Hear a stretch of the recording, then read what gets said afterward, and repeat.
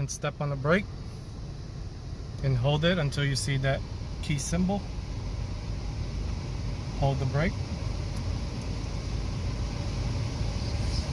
Radio turns on. Let go of the brake. And the key has taken over without it shutting down. And when you are ready to shut it back off, works normally.